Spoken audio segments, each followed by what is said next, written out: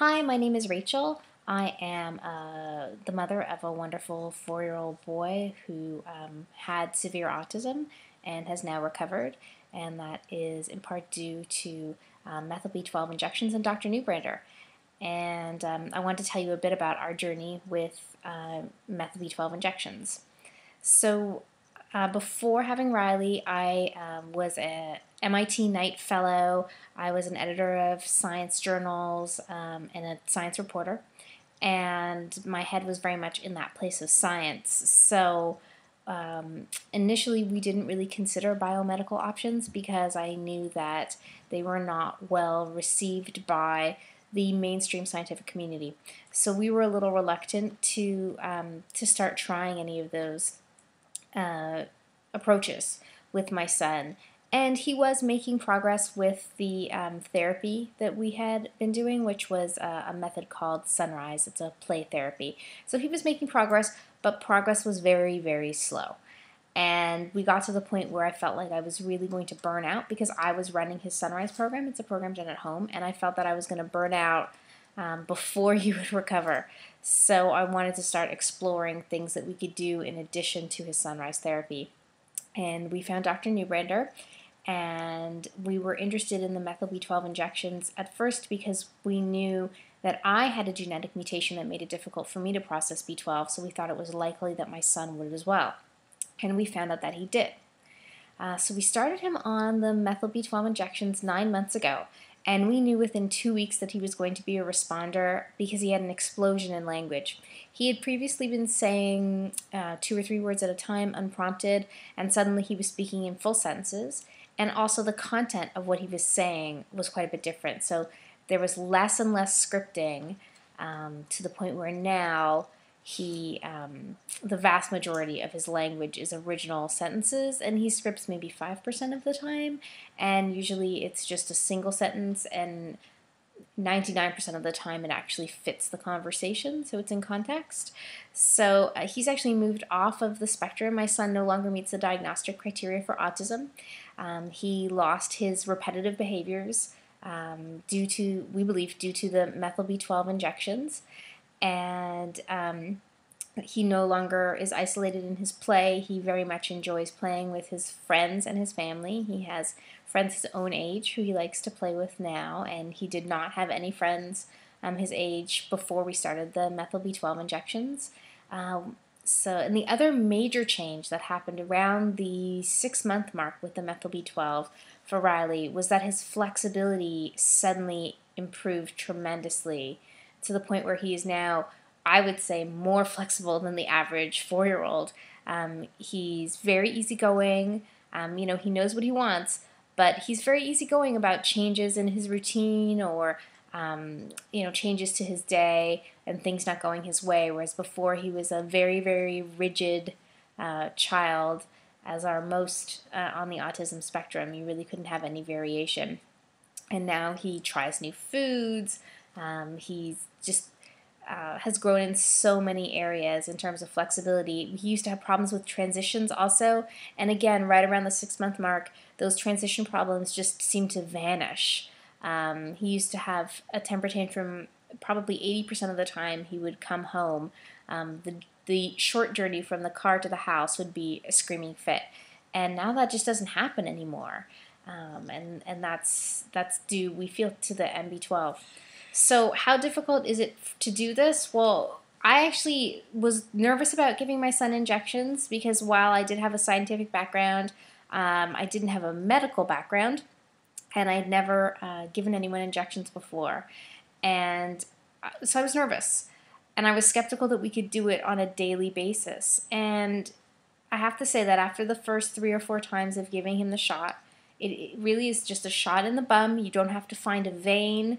You're trying to give it close to the top of the skin, but frankly, if you get it in his butt, you're good. And it's quite easy. We used the Emla numbing cream for the first couple of months, and then we found that my son actually didn't need it anymore, and he now is very comfortable about the shots, doesn't give us a hard time. If we tell him it's time for his shot, he'll actually pull down his little pants and give us a hug. And we have him put his arms around our neck so they're not going to get poked by the needle. And he gives us a hug, and we just pop it real fast. It's a very, very small needle, the kind used for insulin injections, and it's simply not that painful to Riley, I can tell you, because he will put up more of a fight about going to bed sometimes than he does about the shot, and that should tell you something. We never did it with him when he was asleep, so I can't comment on that. We decided that we wanted to sort of be honest with him about what we were doing, and that we didn't want to try and hide it from him. And he's quite comfortable now. Dr. Neubrander, in general, I would say is a real stickler for detail. There is a lot of paperwork involved in being a patient of Dr. Neubrander's, and I remember when I first was about to bring Riley for the first time, I could not get over the amount of paperwork that I needed to do, and it seemed like there was no way it could be worth it. There was no way it could be worth that much work. And it is. So what I can tell you now is that as much of a stickler as Dr. Neubrander is, and as much paperwork as you're going to have to fill it out, it is completely worth it when you see your child recover. So last year at this time, I had been touring autism only schools to put Riley in, because, as I said, we had been sort of burning out on our Sunrise program. Progress was happening, but very slow, and we didn't think he would be able to handle a public school or even a disabled class in a regular public school. So we were looking at autism-only schools, and as of 2 months ago, Riley is now enrolled in a private preschool for neurotypical children. He is the only child with any kind of neurological problems or anything like that. He does not have or need an aid. He has no special accommodations whatsoever, except that he gets a little bit of extra help at art time because he has some hand muscle weakness, and that's maybe the one thing that hasn't really been overcome yet, is his hand muscle weakness and a bit of coordination. But in all other ways, he's just like the rest of the students in his class. He loves going to school. He loves his teachers. He tells me about his day when he gets in the car. He tells me about his friends and the games that he played. And frankly, I couldn't ask for more than that. He's happy. He's at a regular school with all the other children, and he's doing wonderfully. His teachers say that he's just doing great, and we have all expectations that he'll start at he'll start kindergarten and go right on through school without any special accommodations or aids required.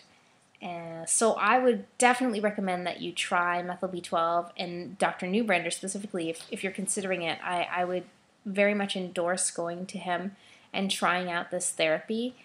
One of the reasons I like methyl B12 in particular is that you will know within 6 weeks whether or not your child is a responder and it's worth doing.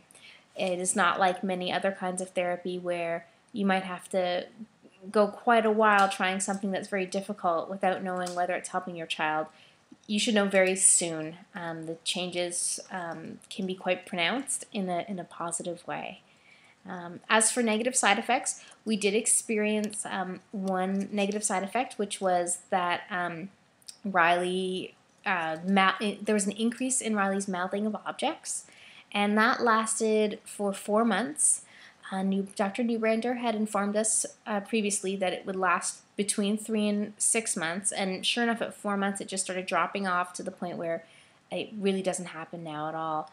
And it really coincided, the mouthing of objects coincided with when his language suddenly became clear. So while he was speaking before, it was very hard to understand him. And it seemed like the nerves in his mouth were waking up, and he was feeling his mouth in new ways for the first time. So it seemed like a good idea to put something in there and poke around. And, as the mouthing really reached its peak, all of a sudden his speech became much, much more clear and everyone could understand him. And then the mouthing just dropped off and the speech remained clear. So it was definitely a very tolerable side effect, and it did go away. So again, I would completely recommend trying this therapy and contacting Dr. Neubrander. Thank you.